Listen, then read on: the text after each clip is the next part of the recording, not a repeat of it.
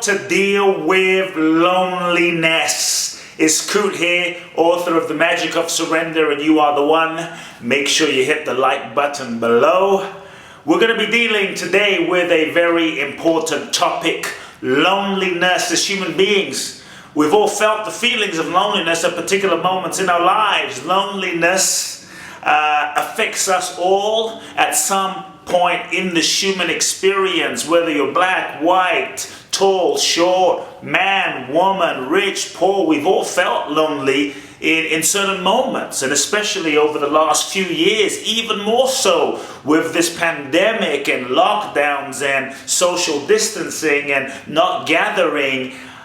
There's been an epidemic of loneliness that has exploded, where we felt separate and disconnected from each other. As human beings, it's natural to connect. We are social creatures meant to thrive in community, with touch, with connection, with loving, with laughter, in relationship. We are relational creatures. We need each other. This is the human experience.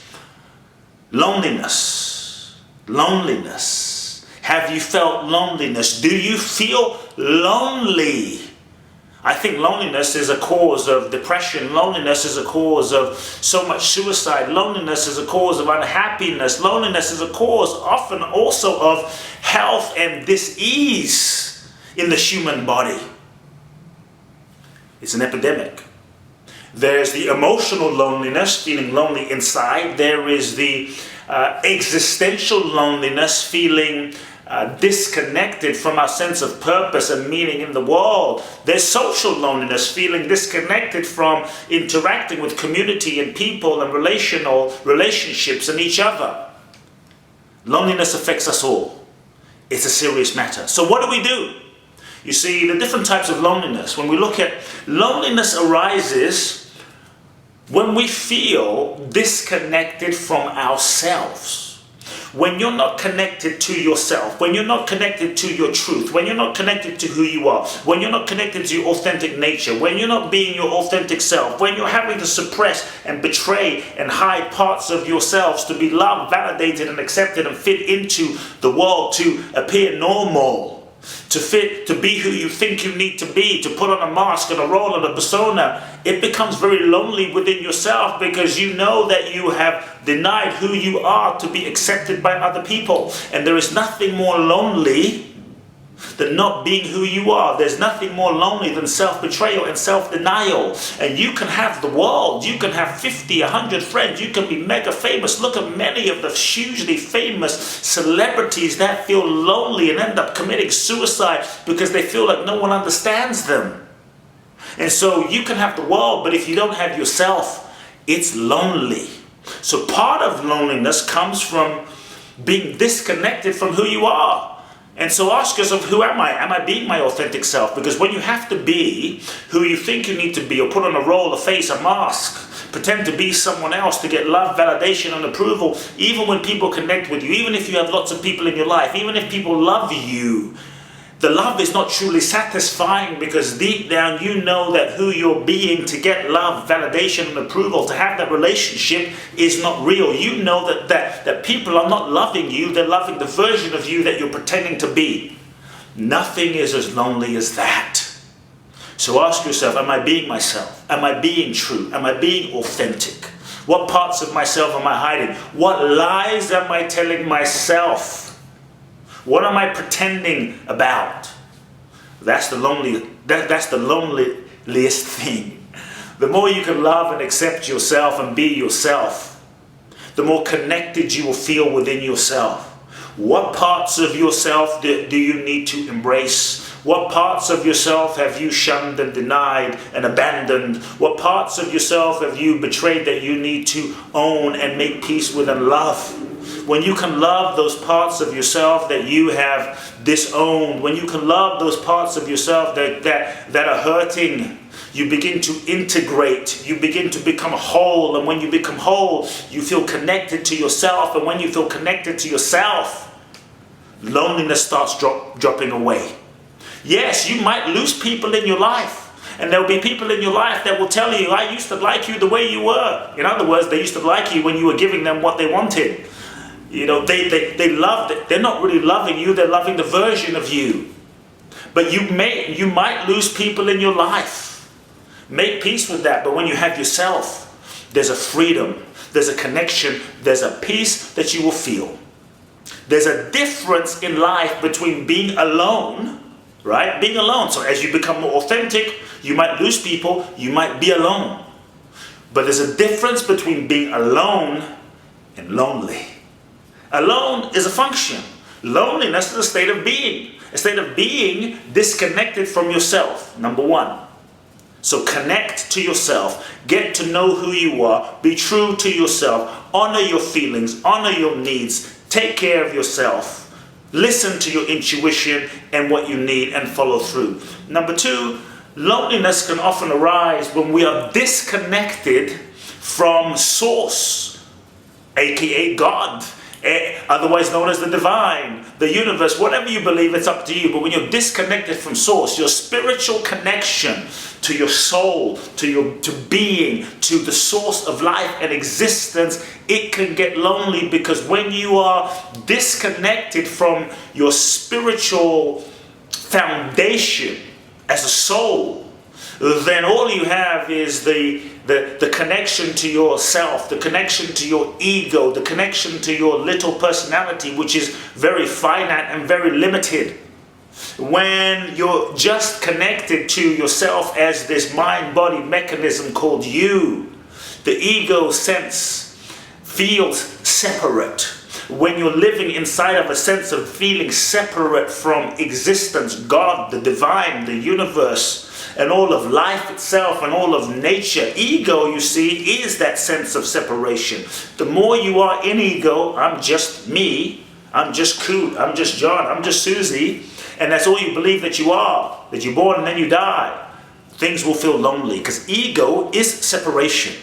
But when you surrender and you connect to God in your own way, through prayer and yoga and meditation and your spiritual practices, and you connect to the source of your being, that is the source of life, then you begin to realize that you are not separate from existence, you are not separate from others, you are not separate from life. You are a part of nature, interdependent, whole, perfect and complete, but totally connected with life itself. That's when the sense of separation and loneliness begins to fall away. Because you're no longer separate, you are all one. Alone, all one. And so the sense of feeling lonely can be an invitation, an opportunity to deepen your spiritual practice, deepen your spiritual connection, to connect to God, to connect to your soul, to connect to your source. I think it was Jesus that said the kingdom of heaven is within. And the challenge is, many of us, because we feel disconnected, we're looking outside for a sense of love and validation from that person, from that friend, through social media. It's very lonely that way. Connect inside. Lastly, the other thing I would say about loneliness is we sometimes feel lonely when we are disconnected from people and community and relationship and others. As human beings, we are relational creatures, as I said. We need each other. Connection is natural, but there is a difference between being codependent and interdependent. Codependent is where you give away your power to someone else and you make someone else the source of your loving, the source of your being, the source of yourself. When you're codependent, you will feel lonely even if you have 100 people around you. But recognizing your interdependence, that we do need each other, but still I am whole, perfect, sovereign and complete within myself. And I need you. It takes a tremendous strength to be soft. It takes a tremendous strength to be vulnerable and to be open and to allow yourself to receive. One of the ways we protect ourselves, one of the ways we stay disconnected in a pattern of loneliness, is we erect walls, become super independent, where we don't need anyone.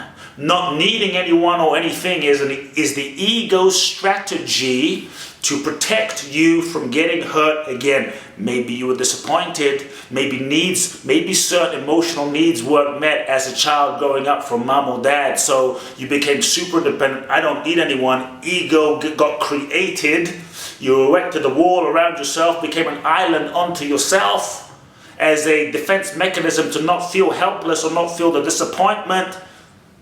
Maybe you became successful this way, but you begin to realize it becomes incredibly lonely when you're not available to receive. It becomes incredibly lonely when your guards are up. It becomes incredibly lonely when your heart is not open to love because you think you don't need anyone.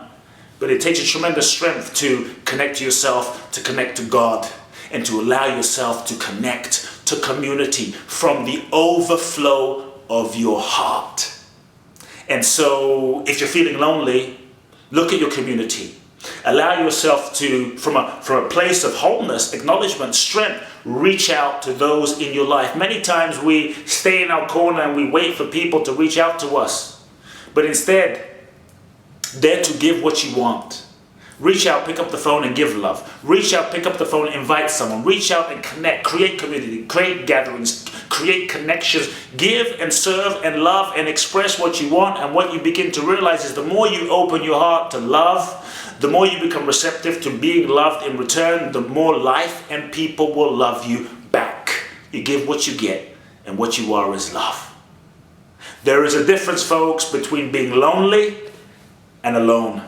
The more you begin to love yourself, connect to source energy, the less you need people. The less you need people, the more free you are to connect with people. The less you need people, the more attractive you become because you don't come from need. The more people will tend to gravitate towards you. The more people will want to be around you, to connect with you freely and share love with you because you're not coming from a place of need.